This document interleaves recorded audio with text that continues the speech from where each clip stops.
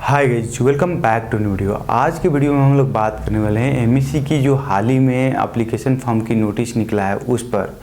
और ये मैं बता दूं, सूचित करा दूं आप सभी को, एज अ नेपाली या एज अ फॉरेनर कोई भी एमबीबीएस इन नेपाल या दूसरा कोई भी प्रोग्राम मेडिकल फील्ड में बैचलर लेवल में MBBS, BDS, BSc nursing, BSc MIT, BSc MLT, BPH या जो भी बीएससी एलपी वगैरह प्रोग्राम है बैचलर लेवल में, कोई भी प्रोग्राम परस्यू करना चाह रहा है as a Indian, as a foreigners, as a Nepali, कोई भी किसी भी कैटेगरी में कोई भी बच्चा एज ए स्कॉलरशिप में, पेइंग में या किसी भी फॉर्म में एमबीबीएस इन नेपाल या कोई भी bachelor level program medical field में परस्यू करना चाह रहा है तो ये फॉर्म फिलअप करना मैंडेटरी है उनके लिए। तो इस फॉर्म में कब से कब आप फिलअप कर सकते हैं, क्या क्या प्रावधान दिया गया है, कैसे आप एडमिट कार्ड डाउनलोड कर सकते हैं, एग्ज़ाम कहाँ दे सकते हैं, एग्ज़ाम्स कहाँ होगा, एग्ज़ाम की लैंग्वेज क्या होगा, ये सारी चीज़ें हम लोग इसमें डिस्कस करने वाले हैं। सिलेबस कहाँ से एक्सेस कर सकते हैं, सीटें कितनी हैं, इस जो फॉर्म आई थी, नोटिस आई थी, इस नोटिस के हिसाब से हम लोग चर्चा करने हैं। टोटल नोटिस 17 पेज के है, तो आप ये अंदाज़ा लगा सकते हैं ये वीडियो मिनिमम 17 मिनट की होने वाले हैं। तो आज शुरू करते हैं हम लोग इस वीडियो। ये नोटिस कहने का मतलब कि आपको जो पब्लिश हुई थी नेपाली डेट में 2081/2/28 गते की पब्लिश हुई थी। मीन्स कहने का मतलब कि 10 तारीख को आप समझ सकते हैं कि ये पब्लिश हुआ था मेडिकल एजुकेशन की वेबसाइट पर।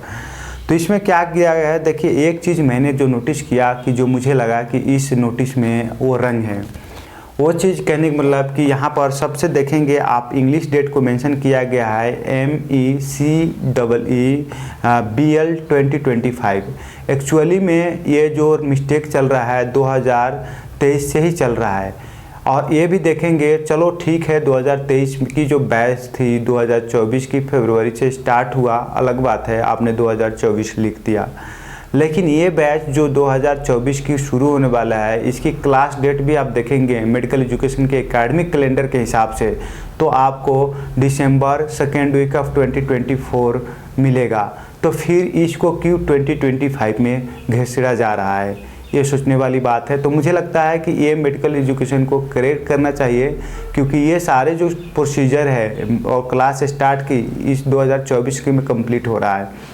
हाँ, आप हालांकि नेपाली डेट में शैक्षिक सत्र 2081-82 लिखते हैं, अलग है, वो सही है, उसमें कोई मिस्टेक नहीं है, लेकिन इंग्लिश डेट में आपको करेक्ट करने की ज़रूरत है मेरे हिसाब से। मेरा पर्सनल ओपिनियन है, आप बिल्कुल अपने हिसाब से सोचिएगा।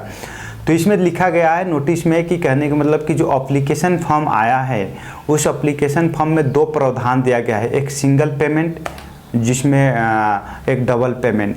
मीन्स एक पेमेंट जो है जो कि फ़ाइन के साथ है और फाइन भी कितना डबल है, मीन्स 100% फाइन लगाया जाएगा, और एक है जो कि रियल फी है उसके हिसाब से देना पड़ेगा।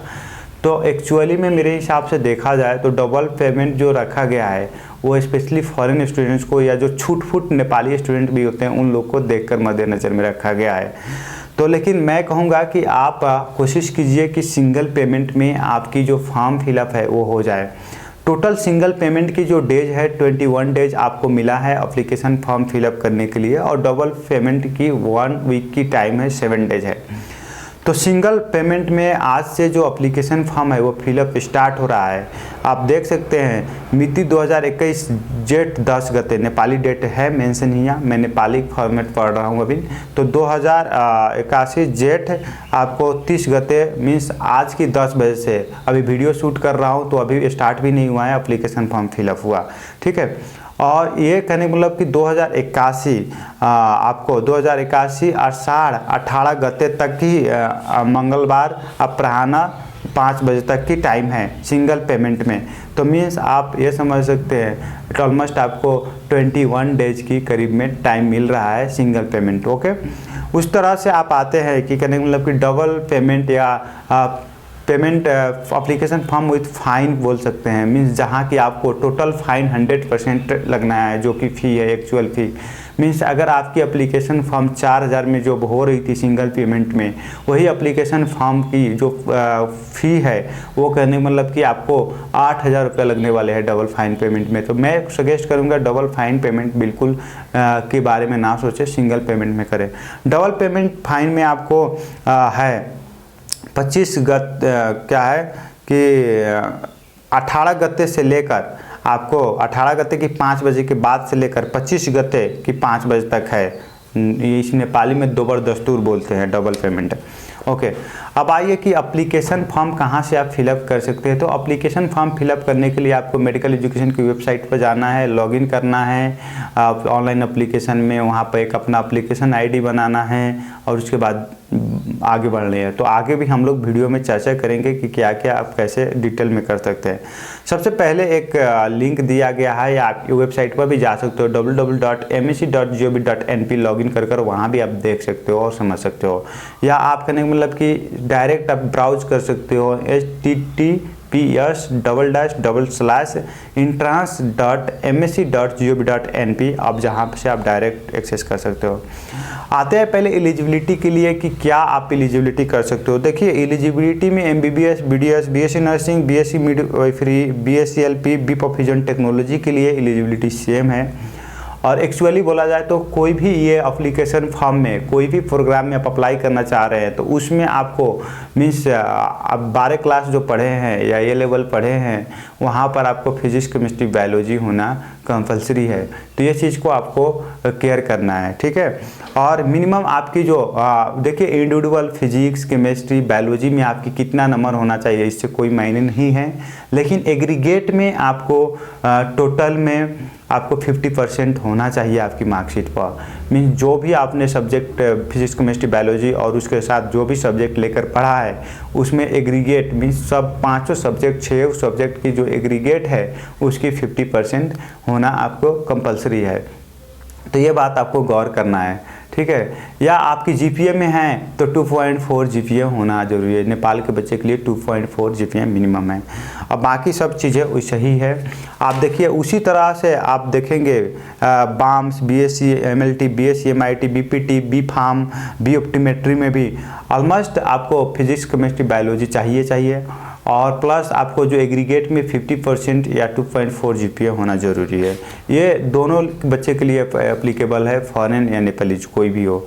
उस तरह से BPH में भी सेम है, आपको कहने मतलब कि 50% या 2.4। अगर आप डिप्लोमा लेवल हो तो इक्विवेलेंस होना ज़रूरी है और प्लस कहने मतलब कि काउंसिल की सर्टिफिकेट भी आपको लाइसेंस भी चाहिए। BNS एंड BMS के लिए भी आपको 50% एग्रीगेट में होना कंपलसरी है।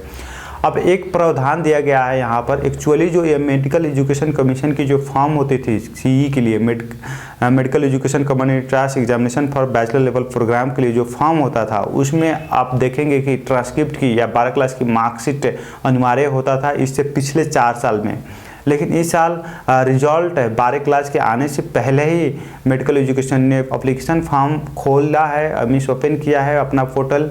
तो उस पोर्टल को ओपन होने की जो 12 क्लास के जो जस्ट फ्रेशर स्टूडेंट बोलिए या जो अभी हाल ही में 12 क्लास का एग्ज़ाम दिए उन बच्चे के लिए दिक्कत हो सकता था। इसीलिए मेडिकल एजुकेशन कमीशन ने क्या किया है कि जो उन बच्चे के लिए जो अभी 12 क्लास की एग्ज़ाम देकर वेटिंग में है रिजल्ट के लिए, उन बच्चे के लिए एक प्रावधान है, सिर्फ उन बच्चे के लिए एक प्रावधान है कि आप अपने 12 क्लास की दी गई एग्ज़ाम की एडमिट कार्ड से ही आप अपना एप्लीकेशन फॉर्म फिलअप कर सकते हो। और जहां ट्रांसक्रिप्ट की अपलोड की ऑप्शन है वहां पर आप 12 क्लास की अपना एडमिट कार्ड अपलोड कर सकते हो, वही वैलिडिटी आपको माना जाएगा। लेकिन इसमें एक कंडीशन भी है कि उन बच्चों को अपना रोल नंबर और सिंबल नंबर भी मेंशन करना पड़ेगा, जो रजिस्ट्रेशन नंबर बोलते हैं, सिंबल नंबर और रजिस्ट्रेशन नंबर मेंशन करना पड़ेगा। और रिजल्ट तब तक पब्लिश नहीं होगा जब तक कहने मतलब कि 12 क्लास की वहाँ पर रिजल्ट पब्लिश नहीं हो जाता है, ठीक है। ये चीज़ें इसमें मेंशन किया गया है। अब आवेदन शुल्क में आता है, एप्लीकेशन फ़ी क्या है।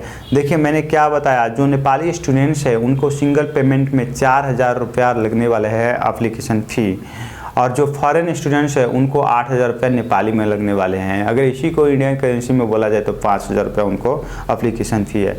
मीन्स नेपाली से डबल पेमेंट में आपको फॉरेन का यहाँ पर लिया जा रहा है एप्लीकेशन फ़ी। अब देखिए ये जो एप्लीकेशन फ़ी है वो कहने का मतलब आप किसी भी मार्फत से कार्ड से या आप ऑनलाइन पोर्टल में जैसे नेपाल से हैं तो एटीएम कार्ड, डेबिट कार्ड वही आ गई, वीज़ा कार्ड आ गई, उसके बाद ई सेवा, कनेक्ट IPS, खलती, ये सब के माध्यम से भी आप अपना पेमेंट कर सकते हैं, इसमें कोई दिक्कत नहीं है। उसके बाद आप हिमालयन बैंक की जो ऑफलाइन होते हैं ब्रांचेस वहाँ पर भी जाकर आप अपना पेमेंट कर सकते हैं। आपको करने का मतलब कि स्विफ्ट कोड से आप भी पेमेंट कर सकते हैं। और उसके बाद आपको करने का मतलब कि जो ट्रांसफ़र, देखिए कभी भी आप कोशिश ना करें कि जो मेडिकल एजुकेशन की है उसमें डायरेक्ट ही आपके उसके अकाउंट में पैसा ट्रांसफ़र कर दो, उस तरह की ट्रांसफ़र हुए पैसा को मान्यता नहीं मिलता है। तो आप जब भी पेमेंट करें ऑनलाइन, आप मेडिकल एजुकेशन की एप्लीकेशन फॉर्म वाले पोर्टल पर जाकर पे वाले सेक्शन में जाकर वहाँ से पेमेंट करें। नहीं तो आप करने मतलब कि बैंक से ऑफलाइन पेमेंट करें और उसकी जो वाउचर नंबर मोबाइल नंबर है उससे आप अपडेट करें।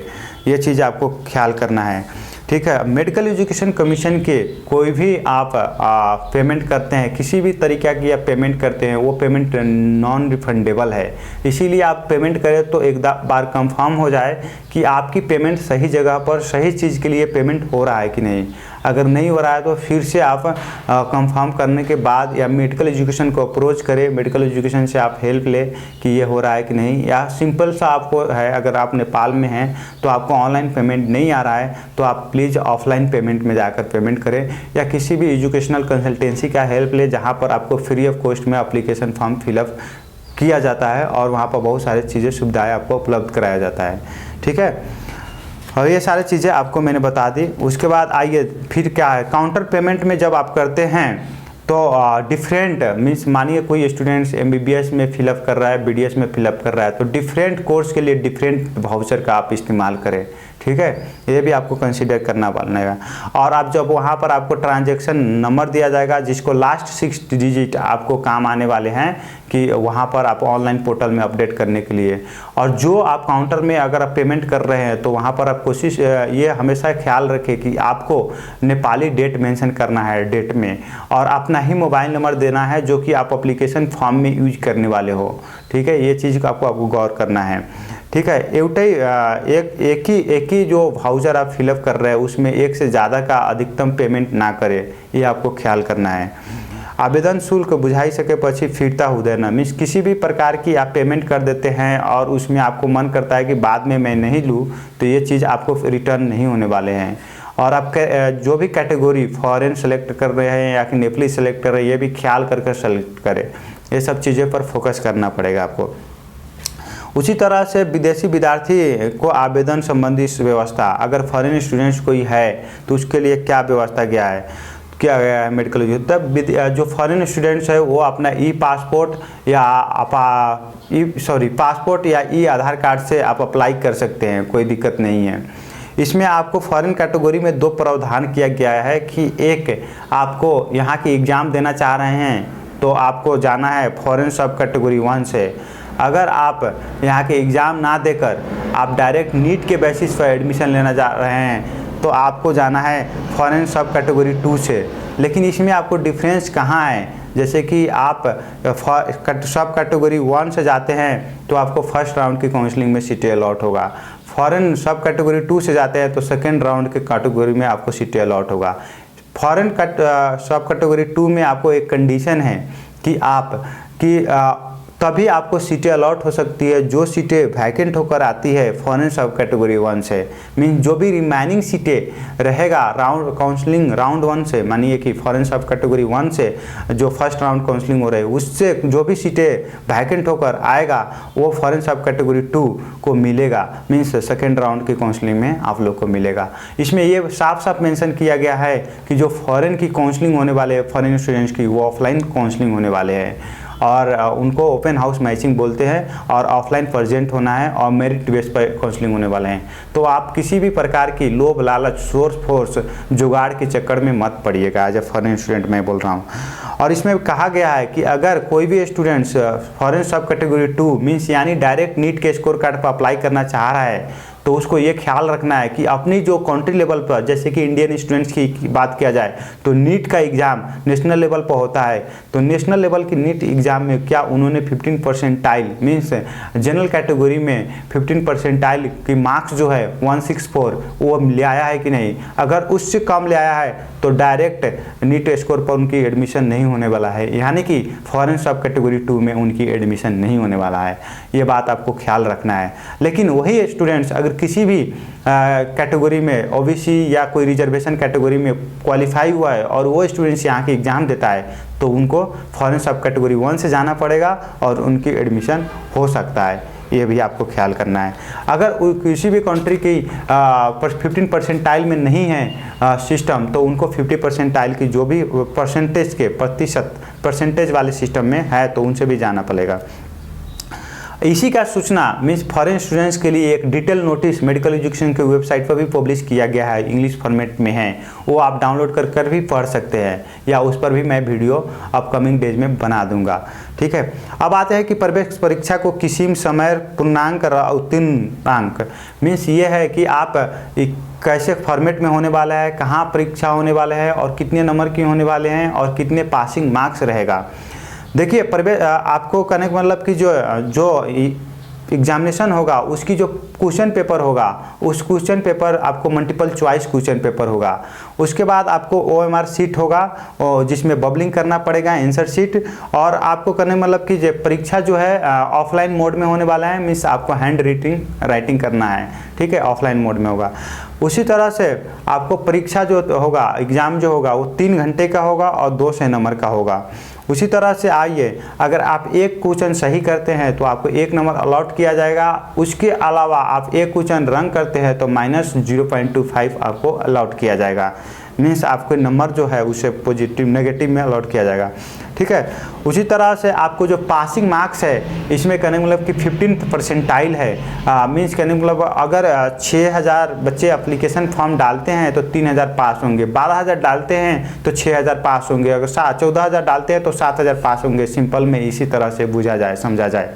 ठीक है, उसी तरह से आप आइए 5 नंबर की बूंदे में ये मेंशन किया गया है कि अगर सीट से कम बच्चे ही पास होने वाले होते हैं परसेंटाइल सिस्टम में तो कहने का मतलब कि 15 परसेंटाइल में इसको कन्वर्ट कर दिया जाएगा 15 परसेंटेज में, जहाँ की 15% जो जितने भी नंबर ले आए होंगे बच्चे उसको शामिल कर दिया जाएगा। ठीक है, अब आता है कि परीक्षा संचालन होने कार्यक्रम मिति र समय। परीक्षा आपकी देखिए जितने भी प्रोग्राम हैं उस सारे प्रोग्राम की आपको एग्जामिनेशन आपको 11 से 2 हो रहा है। तो अब मैं कहूँगा कि आखिरी जो 2 महीने हैं आपके पास, इस 2 महीने में आप ऐसा सिचुएशन कीजिए कि आपकी जो एक्टिव सिचुएशन होना चाहिए, एक्टिव मोड होना चाहिए आपकी। 11 से 2 बजे आपकी मीन्स सीरियस स्टडी होना चाहिए, आपकी सीटिंग हैबिट होना चाहिए। इसमें आप कोशिश करना चाहिए कि इतने टाइम में मैं कैसे बाथरूम कम जाऊँ, कैसे मैं डिस्ट्रैक्शन अपना कम करूँ, ये सारी चीज़ आपको अभी से प्रैक्टिस करते हैं तो आपकी जो एग्जामिनेशन हॉल है उसमें आपको एक बेहतर परफॉर्मेंस करने की संभावनाएं मिलेगा और आपको एक फीडबैक मिलेगा। देखिए MBBS की एग्ज़ाम आपको सबसे पहले है 2081 5/1 को है, नेपाली मीन्स भादव 1 गते ही MBBS की एग्ज़ाम हो गई। BDS के आपको 2 गते है, BSc nursing, BSc midwifery, BSc LP, BS perfusion technology का 3 गते है। BAMS, BNS, BMS, BSc MLT, BSc MIT, BPT, BPharm और BOptometry का 4 गते हैं। उसी तरह से BPH की आपकी 5 गते हैं। ये सारी चीज़ मुझे मेंशन नहीं करना पड़ेगा लेकिन फिर भी मेंशन कर रहा हूँ ताकि आप लोग का और अवेयरनेस रहे आपके अंदर और जानकारी मूलक आपको चीज़ें मिलता रहे जिससे आपको ज़्यादा से ज़्यादा सहयोग मिले और अच्छा आप परफॉर्मेंस कर पाए। परीक्षा केंद्र जितने भी एग्जामिनेशन हॉल है या एग्जामिनेशन सेंटर है वो काठमांडू ही में होने वाला है, मीन्स काठमांडू वैली ही में होने वाला है। यहाँ लिखा गया है काठमांडू उपत्यका भीतर होने छ। तो आप किसी भी एग्जामिनेशन सेंटर या कोई भी चीज़ आपकी ये सोच कर चलना है कि मेरी एग्जामिनेशन सेंटर काठमांडू में होने वाला है तो आपको काठमांडू आउटसाइड काठमांडू की या आउटसाइड काठमांडू वैली की कोई भी एग्जामिनेशन सेंटर होने की कोई भी प्रोबेबिलिटी नहीं है, ये चीज़ ना चलना है। तो आपको एप्लीकेशन फॉर्म फिलअप करने के लिए एक डिजिटल फ़ोटो, सिटीजनशिप, राष्ट्रीय परिचय पत्र होना चाहिए। देखिए इसकी जो फ़ोटो आप अपलोड करते हैं या किसी भी डॉक्यूमेंट की फ़ोटो आप अपलोड करते हैं जैसे कि मार्कशीट, एडमिट कार्ड या ट्रांसक्रिप्ट की जो बोला जाए या डिजिटल फ़ोटो की बोला जाए, ये सब की ओरिजिनल स्कैन कॉपी या फ़ोटो लेकर आपको अपलोड करना है। ये नहीं कि फ़ोटो कॉपी की फ़ोटो या स्कैन कर आप अपलोड कर रहे हैं, इससे रंग हो जाएगा। ठीक है, अगर आप नेपाली स्टूडेंट्स हो, आप फॉरेन बोर्ड से पढ़ाई किए हो, तो आपको एक क्रिमिनल इक्विवेलेंस सर्टिफिकेट की भी रिक्वायरमेंट होगा। अगर आप किसी डिप्लोमा लेवल या किसी मिस डिप्लोमा कर एच कर आप अप्लाई कर रहे हैं बैचलर लेवल के लिए, तो आपको जो काउंसिल है, काउंसिल से दी गई आपकी एक लाइसेंस है, वो लाइसेंस भी आपको रिक्वायर्ड है। ठीक है, ये चीज़ भी आप गौर करना है। ठीक है, छात्रवृत्ति प्रयोजन को लागी मीन्स आप स्कॉलरशिप के लिए, किसी भी स्कॉलरशिप के लिए अप्लाई कर रहे हैं, तो देखिए यहाँ पर साफ साफ इस नोटिस में लिखा गया है, एप्लीकेशन फॉर्म जो स्कॉलरशिप है, स्कॉलरशिप में फर्स्ट प्रायोरिटी उन्हीं बच्चों को दिया जाएगा जिनका कहने का मतलब कि स्कूलिंग 6 to 10 गवर्नमेंट स्कूल से हुआ है। मिनिमम 6 to 10 गवर्नमेंट स्कूल से जिन बच्चे का स्कूलिंग हुआ है, उन्हीं बच्चे को फर्स्ट प्रायोरिटी में स्कॉलरशिप अलॉट किया जाएगा। या रिजर्वेशन कैटेगरी वाले को बात कर रहा हूँ, रिजर्वेशन कैटेगरी वाले को बात कर रहा हूँ, 6 to 10 के लिए आपको रिजर्वेशन। लेकिन अगर ओपन कैटेगरी में आपकी रैंक अच्छे हैं तो कोई भी रिजर्वेशन या 6 to 10 या कुछ भी चीज़ें लागू नहीं होता है, तो आप जनरल कैटेगरी में जाते हो, उसको बोलते हैं। तो सबसे पहले देखिए यहाँ पर लिखा गया है कि अगर आप शहीद परिवार, बेपत्ता पारिएका व्यक्ति परिवार, घायते योद्धाहरूको परिवार, द्वंद्व पीड़ित समूह का व्यक्ति के लगी संबंधित जिला प्रशासन से आपको लेना है, इसके लिए अपना जो रिजर्वेशन की सिफारिश है वो लेना है।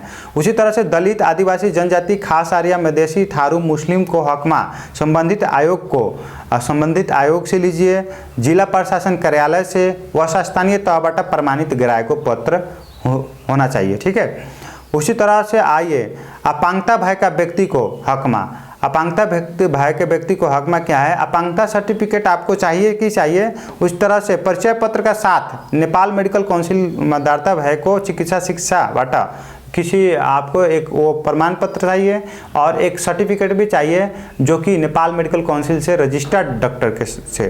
ठीक है, उसी तरह से सामुदायिक विद्यालय अध्ययन करे को व्यक्ति को चिकित्सा शिक्षा मीन्स अगर 6 to 10 आप गवर्नमेंट से पढ़े हैं तो आपको जो एक फॉर्मेट प्रोवाइड किया गया है मेडिकल एजुकेशन की वेबसाइट पर, उस फॉर्मेट को डाउनलोड करना है, उसमें दी गई डिटेल फिलअप करना है और अपने स्कूल के प्रिंसिपल साहब से और वहाँ से शिक्षा लोकल लेवल पर जो एजुकेशन ऑफिस है वहाँ से आपको उसको फॉर्मेट को फिलअप कर सिग्नेचर वगैरह स्टाम्प वगैरह लगवाना है। ठीक है, उसी तरह से कहाँ से आप फॉर्मेट डाउनलोड करते हैं, मेडिकल एजुकेशन की वेबसाइट पर से आप डाउनलोड कर सकते हैं।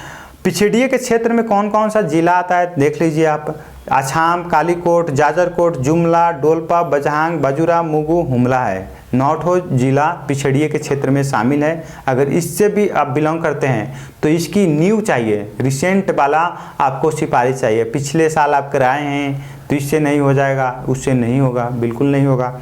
तो आपको ये चीज़ ख्याल करना है। तो आपको मिति लिखा है यहाँ पर 2081 मीन्स जब से नोटिस पब्लिश हुई है उसके बाद की होना चाहिए, मीन्स 2081 1/28 गत्ते पक्षी प्रमाणित गरे को प्रमाण पत्र होना चाहिए आपको। ठीक है, और देखिए फ़ोटो है, उसकी फ़ोटो आपको जेपीजी में सपोर्टेड है, जेपीजी में आपकी फ़ोटो होना चाहिए और उसकी maximum size 200 KB means kilobytes होना चाहिए और कोई भी ब्लूरी मीन्स फ्रेश होना चाहिए। इस तरह से क्रिप्सी और ब्लूरी नहीं होना चाहिए। और जैसे ये डॉक्यूमेंट है जैसे कि ट्रांसक्रिप्ट, मार्कशीट, एडमिट कार्ड, ये सब की अगर आप एक सिंगल फाइल है तो उसको as a JPG NPG upload कर सकते हैं, कोई नहीं। या पीडीएफ के फॉर्मेट में एक से ज़्यादा है तो आप पीडीएफ के फॉर्मेट में, एक है तो आप जेपीजी में अपलोड कीजिए। इसकी जो साइज़ है जेपीजी है आपकी, तो इसका साइज 200 से 1500 KB है। तो पीडीएफ में आप 1500 बोल रहे हैं, 500 KB है। तो आप पीडीएफ है तो आपको कहने का मतलब कीजिए 500 तक रख सकते हैं, जेपीजी है तो 200 तक आप रख सकते हैं, कोई दिक्कत नहीं। उसी तरह से अगर कोई इसमें क्या लिखा गया है कि जो ऑनलाइन आवेदन फॉर्म भरने को लगी तैयार पारने और आवेदन फॉर्म पेश करने तरीका मीन्स आप कैसे आप अपना पोर्टल पर अपना एक ब्राउज़र बना सकते हो, कैसे आप फॉर्म फिलअप कर सकते हो, उसकी क्या स्टेप्स रहेगा इसमें डिटेल में मेंशन किया गया है।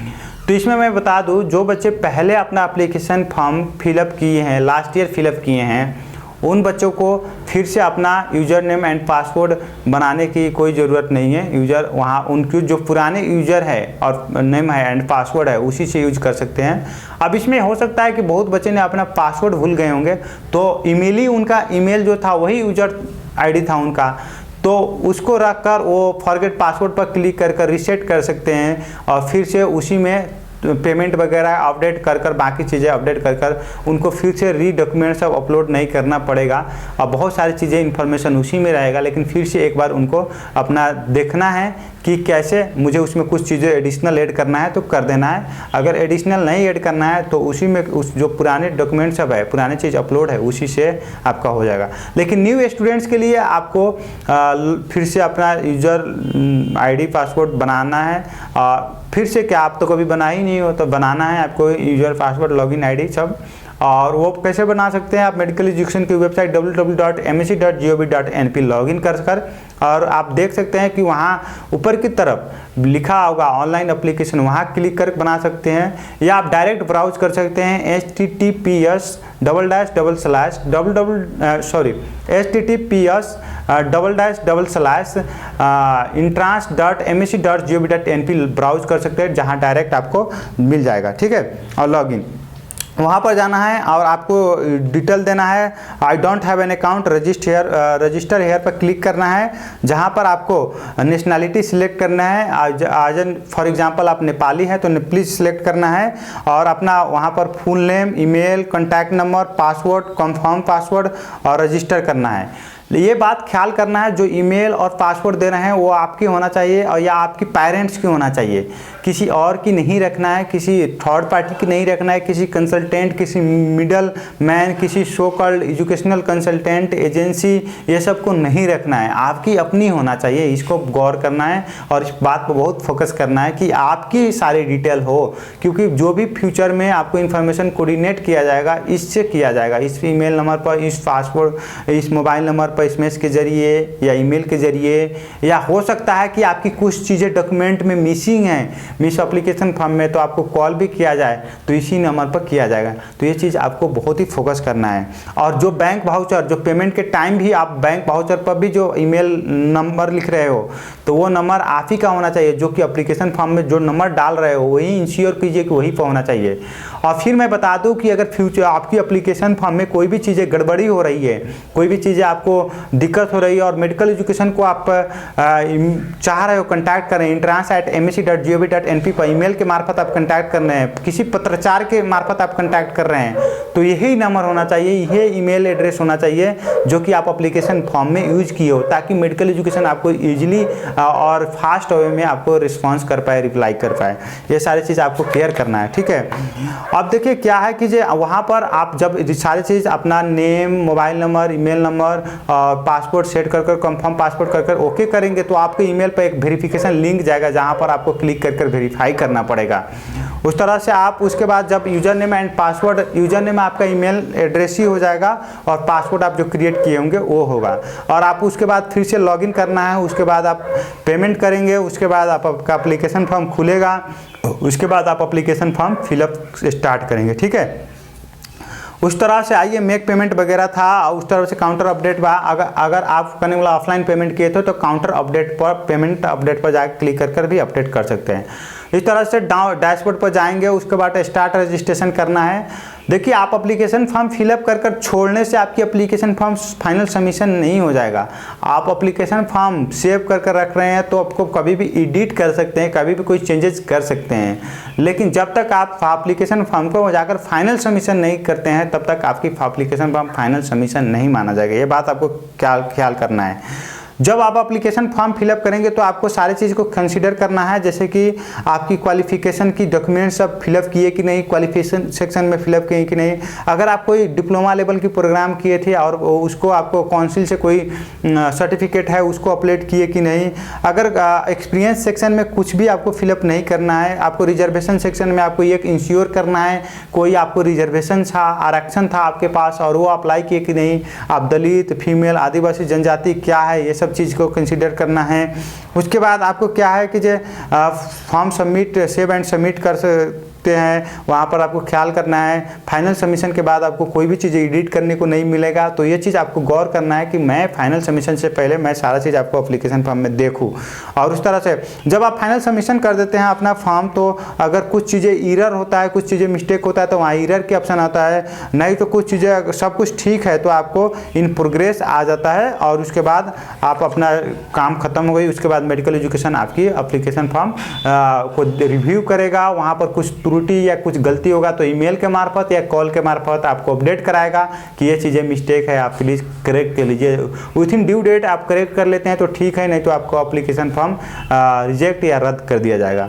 उसी तरह से जब आप एप्लीकेशन फॉर्म फाइनल सबमिट कर देते हैं तो उस टाइम आपको इंश्योर करना है कि आपकी एप्लीकेशन फॉर्म जो आपने अप्लाई किया उसकी कंफर्मेशन पेज आपने डाउनलोड की कि नहीं, डाउनलोड कर उसका कंफर्मेशन पेज आपको रखना है, ठीक है। उस तरह से आते हैं छात्रवृत्ति। देखिए, जो भी नेपाल में जो एन है 2077 की संशोधित नियम 20 के बामूजिम आपको स्कॉलरशिप अलॉट किया जा रहा है। और स्कॉलरशिप में क्या है कि टोटल 100% स्कॉलरशिप के 55% जो स्कॉलरशिप है वो जनरल कैटेगरी में है और 45% स्कॉलरशिप है जो रिजर्वेशन में है। 45% को 100% मानकर मेडिकल एजुकेशन ने बहुत सारे डिफरेंट मीन्स फील्ड कैटेगरी में उसको डिवाइड किया है। जैसे कि महिला में 33% स्कॉलरशिप है रिजर्वेशन में, दलित में 9, आदिवासी में 15, खास आर्य में 17, उस तरह से 17, उसके बाद मधेसी में 12, थारू में 4, मुस्लिम में 2, पिछड़िए को क्षेत्र को व्यक्ति को लगी 4, अपांग भय का व्यक्ति को लगी 2, शहीद परिवार बेपाता पारिये का व्यक्ति का परिवार का, घायते अयोधारू को परिवार का रद्दवन पीढ़ी को लगी 2। इस तरह से है। लेकिन देखिए इसमें लिखा गया है साफ साफ, आप पॉइंट नंबर 2 पढ़ सकते हैं, अगर किसी भी कंडीशन में 6 to 10 पढ़े हुए स्टूडेंट नहीं मिलते हैं सामुदायिक स्कूल में, गवर्नमेंट स्कूल से, तो वो स्कॉलरशिप सीटें किसी भी प्राइवेट वाले जो अप्लाई किए हैं उन लोग को मिलेगा, यहाँ पर लिखा है। तो सेकेंड प्रायोरिटी के लिए आप अगर 6 to 10 गवर्नमेंट स्कूल से ना पढ़े हैं तो भी आपके पास कोई रिजर्वेशन है तो उस रिजर्वेशन को बिल्कुल अप्लाई करें, वो आपके लिए हेल्पफुल हो सकता है, इसके लिए कोई टेंशन नहीं है, ठीक है। अब आते हैं 13 नंबर की पेज पर। इसमें लिखा है 33% जो महिला के लिए सीट है उसमें से 3% दलित समुदाय के महिला के लिए है और 2% सीट करने का मतलब कि मुस्लिम फीमेल के लिए है। 4 नंबर के पॉइंट में लिखा गया है उसी तरह से जिस तरह से मधेसी में सीटें अलॉट है मधेसी समुदाय में, उसी तरह से मधेसी 3% जो सीट है वो कहने मधेसी दलित समुदाय के लिए है। उसी तरह से 3 नंबर के पॉइंट में लिखा गया है कि अगर दलित समुदाय की महिला और मुस्लिम समुदाय की महिला नहीं मिलती है, उस सीट के लिए नहीं उपलब्ध है, तो किसी दूसरे महिला उपलब्ध न भय मात्र तेस्तो सीट योग्यता क्रम अनुसार अन्य समुदाय को महिला की मीन्स किसी दूसरे समुदाय की महिला को मिलेगा, ये बात ख्याल करना है। उसी तरह से मधेसी दलित समुदाय के लागी छुटियाई को सीट अगर पर नहीं होते हैं तो किसी दूसरे सेक्टर के कैटेगरी के लोग को, रिजर्वेशन वाले लोग को दिया जाएगा। अब आइए कि हम लोग बात करते हैं प्रवेश परीक्षा संचालन संबंधी हम लोग व्यवस्था देखते हैं। तो प्रवेश परीक्षा दिन आउदा आप परीक्षा एग्ज़ाम सेंटर पर जाते हैं तो क्या चीज़ें आपको लेकर जाना है। तो पहले चीज़ आपको अपना एडमिट कार्ड डाउनलोड करके ले जाना है, जो कि आपको मेडिकल एजुकेशन की वेबसाइट पर 5 दिन पहले अवेलेबल हो जाएगा एग्ज़ाम से। उस तरह से आप एग्ज़ाम फॉर्म फिलअप करते वक्त आप जो सिटीजनशिप या कहने मतलब राष्ट्रीय परिचय पत्र वो लेकर जाना है, शक्ल होना चाहिए, नकल नहीं। उसी तरह फॉरेन स्टूडेंट्स के लिए जो पासपोर्ट या आधार कार्ड से आप अप्लाई किए वो लेकर जाना है उस तरह से। लेकिन एडमिट कार्ड कभी भी प्रिंट कराइए, आप कहने का मतलब कि कलर प्रिंट आपको होना चाहिए। उसी तरह से आप कोशिश कीजिए कि एग्जामिनेशन हॉल के दिन, एग्जामिनेशन टाइम के दिन एग्जामिनेशन हॉल पर या एग्जामिनेशन सेंटर पर आप 2 घंटा पहले पुगा जाए, ताकि आपकी जो चेकिंग वगैरह है वो सब चीज़ें कंसीडर अच्छे से किया जाए। उसी तरह से इसमें लिखा गया है कि आपको एग्जामिनेशन हॉल में एंट्री से पहले, एग्जामिनेशन हॉल के अंदर, एग्जामिनेशन ख़त्म होने के बाद भी किसी भी टाइम आपको एग्जामिनेशन सेंटर के अंदर चेकिंग किया जा सकता है अगर इफ़ रिक्वायर्ड हुई तो। उस तरह से आपको परीक्षा केंद्र में परीक्षार्थी को मीन्स आपकी बायोमेट्रिक भी लिया जा सकता है। ठीक है, आप किसी भी, आपकी कान आँख दोनों भी चेक किया जा सकता है, और किसी भी हेयरिंग एड लगाए हो, आप पावर वाला चश्मा है कि नहीं, ये सब को कंसिडर किया जा सकता है। पावर वाले चश्मा के अलावा आप दूसरे कोई भी चश्मा नहीं लगा सकते हैं। यहाँ पर कि हेयरिंग एड भी अगर आपकी आवश्यकता नहीं है तो आप नहीं लगा सकते हैं, यहाँ पर बिल्कुल मेंशन है।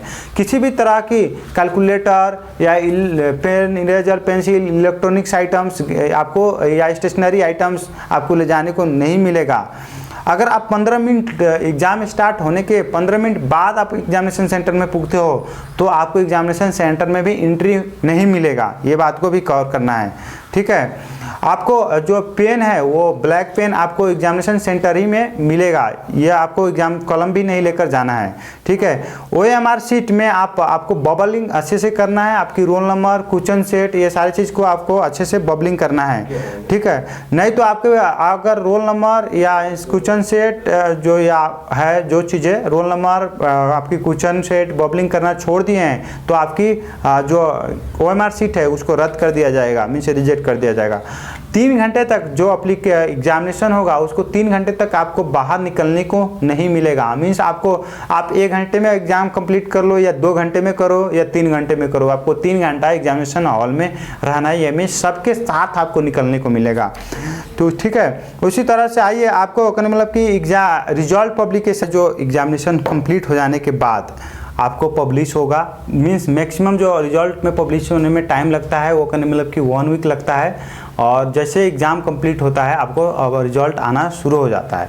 ठीक है, इसमें कोई दिक्कत नहीं है। उस तरह से जो ऑनलाइन नेपाली बच्चे के लिए जो एडमिशन प्रोसीजर होता है वो ऑनलाइन प्रायोरिटी सेटिंग करना पड़ता है, और ऑनलाइन प्रायोरिटी के बेसिस पर एडमिशन प्रोसीजर आपको आगे बढ़ाया जाता है, ये चीज़ ख्याल करना है आपको। और आपको करने मतलब जो फॉरेन कैंडिडेट है उसको करने मतलब उन लोग के लिए ऑफलाइन काउंसलिंग होता है, और जिसमें ओपन हाउस मैचिंग बोलते हैं, और वहाँ पर उनकी बायोमेट्रिक भी होता है और बाकी चीज़ें वेरीफाई भी किया जाता है कि करने मतलब कि जो वो एज ए इंडियन स्टूडेंट ही है कि नहीं, और उनकी डॉक्यूमेंट्स वगैरह भी वेरीफाई किया जाता है। और यहाँ पर जो नेपाली स्टूडेंट्स के लिए जो या इंडियन स्टूडेंट्स है, जो भी फॉरेन स्टूडेंट्स है, उनके लिए आपको डिटेल में एडमिशन प्रोसीजर की नोटिस भी आता है। ठीक, सबसे पहले आपको कहने मतलब कि जो एडमिशन प्रोसीजर जो होता है वो फॉरेन स्टूडेंट के लिए और स्कॉलरशिप होल्डर के लिए होता है, ये 2 काम एक साथ पैरेलल चलता है। उसके बाद जो फॉरेन स्टूडेंट्स या स्कॉलरशिप में जो भी सीटें वैकेंट होती है उसको पेइंग में सीटें में कन्वर्ट कर दिया जाता है, और उसके बाद पेइंग वाले जो नेपाली बच्चे हैं उनकी नेपाली वाले को एडमिशन शुरू होता है। प्रवेश परीक्षा को नतीजा में जुन समूह को योग्यता में रहेको छ सोही समूह को लागि छुट्याइएको सीट मात्र मैचिंग में सहभागी हुन पाइने छ, मीन्स स्कॉलरशिप के लिए बात है। उस तरह से पेइंग के लिए आपको जब सारी चीज़ स्कॉलरशिप मैचिंग हो जाता है तो फिर आपको यूनिवर्सिटी या एकेडमी में जाकर अपना जो एडमिशन फॉर्मेलिटीज़ है वो पूरा करना पड़ता है। स्कॉलरशिप है आपकी तो जो कबूलियतनामा होता है उसको भी आपको कंसीडर करना पड़ता है और आगे बढ़ना पड़ता है। उसी तरह से आइए जो विधि है जो कहने मतलब कि आपको क्या क्या करना पड़ेगा यहाँ पर, जैसे कि किसी भी मेडिकल फील्ड में आपको एडमिशन लेना है बैचलर लेवल प्रोग्राम में एज ए फॉरेन या एज ए नेपाली, तो आपको सबसे पहले अपना यूजर नेम लॉगिन पासवर्ड बनाकर आपको वहाँ पर एप्लीकेशन फॉर्म रजिस्टर करना है जो कि आप वहीं पर रहना है। उसके साथ साथ आपको कहने मतलब कि अपना यूजर नेम एंड पासवर्ड और प्लस आपका ईमेल नंबर और मोबाइल ईमेल आईडी और मोबाइल नंबर आपको अपनी सुरक्षित साथ रखना है, क्योंकि बाकी जो प्रोसीजर होगा वही आपको ईमेल आईडी और यूजर नंबर मोबाइल नंबर से आपको होने वाला है। तो आपको ख्याल करना है जो आप बना रहे हैं अपना ब्राउज़र पर MEC के पोर्टल पर यूज़र नेम एंड पासवर्ड वो आपको सुरक्षित रखना है, email ID and mobile number, ताकि आपको बाकी प्रोसीजर में भी वही लगेगा। जहां से आप डाउनलोड कर सकते हैं अपना कन्फर्मेशन पेज, उसके बाद आपका प्रवेश पत्र, स्कोर कार्ड, भरना कार्ड, ये बहुत सारे चीज़ें आप डाउनलोड कर सकते हैं फ्यूचर में, और फ्यूचर में भी आपके लिए एज ए हेल्पफुल है, तो इसलिए आपको केयरफुली उसको रखना है। मोबाइल नंबर, वाउचर नंबर, परीक्षा रोल नंबर और उसके बाद ये सारे चीज़ें उल्लेख कर अगर आप मेडिकल एजुकेशन से कोई भी संवाद करना चाहते हैं, पत्राचार करना चाहते हैं या कोई भी ईमेल के मार्फत आपकी कन्वर्सेशन करना चाहते हैं या कॉल के मार्फत कन्वर्सेशन करना चाहते हैं, तो आपकी जो मोबाइल नंबर से आप ईमेल आईडी बनाए हैं, means user name and password बनाए हैं वेबसाइट पर मेडिकल एजुकेशन की पोर्टल पर, वही ईमेल आईडी से संवाद करें, वही ईमेल आईडी, वही मोबाइल नंबर और आपका कन्फर्मेशन पेज पर जो रोल नंबर है या रोल नंबर नहीं आया है तो आपकी जो भी वहाँ पर सिंबल है वो सारी चीज़, नाम और बाकी चीज़ें मेंशन कर आपको मेडिकल एजुकेशन से संवाद करें ताकि मेडिकल एजुकेशन आपको ईजिली रिकॉग्नाइज कर पाए। और फिर क्या है कि अगर एक बार आप मेडिकल एजुकेशन को ईमेल लिखते हो और फिर कहने का मतलब कि आपको उस ईमेल का रिप्लाई आया या नहीं आया, लेकिन फिर से आपको दोबारा से मेडिकल एजुकेशन को रिप्लाई करना है तो उसी ईमेल को आपको रिप्लाई या फॉरवर्ड कर करना है। ये नहीं कि फिर से दूसरा ईमेल टाइप किया, उसी मेल के कीजिए ताकि मेडिकल एजुकेशन ये एनालिसिस कर पाए कि कितने बार आपने उनको ईमेल किया और कितने बार वहाँ से आपके पास रिप्लाई आया और क्या आप ईमेल किए थे और क्या रिप्लाई आया, सारे चीज़ की रिकॉर्ड रहेगा और आपके लिए भी इजी रहेगा और मेडिकल एजुकेशन के लिए भी इजी रहेगा। अगर आप ईमेल के मार्फत से मेडिकल एजुकेशन से पत्राचार या संवाद करना चाहते हैं तो आपको entrance@msc.gov.np पर ईमेल करना है। यही ईमेल एड्रेस है, entrance@msc.gov.np है, इस पर आपको ईमेल करना है। अगर आप मेडिकल एजुकेशन से किसी भी मार्फत से टेलीफोन के जरिए आप संवाद करना चाहते हैं या किसी भी चीज़ के लिए आपको दिक्कत हो रहा है फॉर्म फिलअप में और संवाद करना चाहते हैं तो आप मेडिकल एजुकेशन की जो हेल्पलाइन है उस नंबर पर हेल्पलाइन या टेलीफोन नंबर पर फ़ोन कर सकते हैं और वो नंबर है 0166394113 है, इस पर आप कर सकते हैं।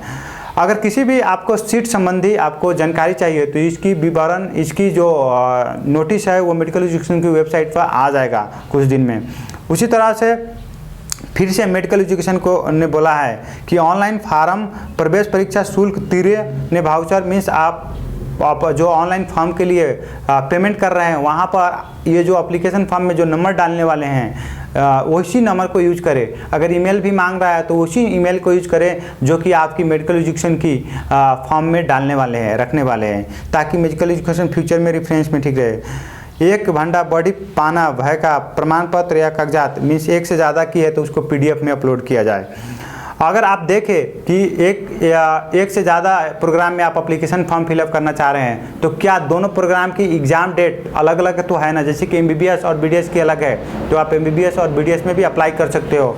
लेकिन वहीं पर आप देखोगे, कहने का मतलब कीजिए यहाँ पर आपको देखोगे कि BSc नर्सिंग, BSc मिडवाइफरी और BSc LP B profession technology ये सारे की एग्ज़ाम सेम डे है तो इसमें से आप किसी भी एक इस प्रोग्राम का ही एग्ज़ाम दे सकते हैं।